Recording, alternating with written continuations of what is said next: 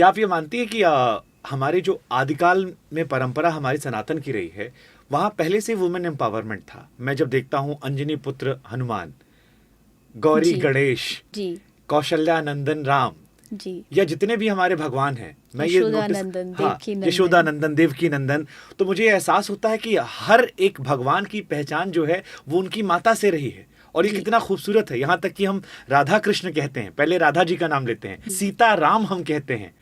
तो ये आप कैसे देखती हैं? क्योंकि आजकल बड़ी चर्चाएं होती हैं, सदन में आरक्षण देने की बात चल रही, 33% ये वो, लेकिन हमारी परंपरा में तो शायद ये हमेशा से रहा है, आदिकाल से।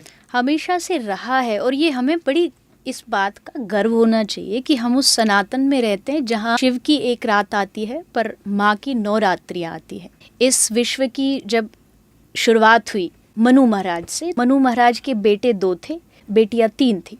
तो अगर रेशो देखा जाए तो उस हिसाब से हमेशा हमारे धर्म में नारियों की, कन्याओं की संख्या ज़्यादा रही है। और ये इस बात का प्रमाण है कि भारत सनातन जो है वो नारी पूजक है।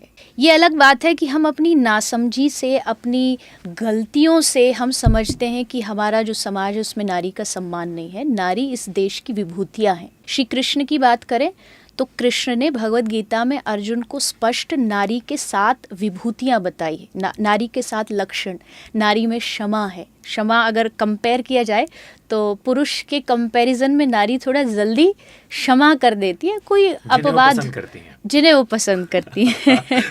तो ऐसी बहुत सहन शक्ति, जो सहनशीलता होती है वो नारी में अधिक होती है।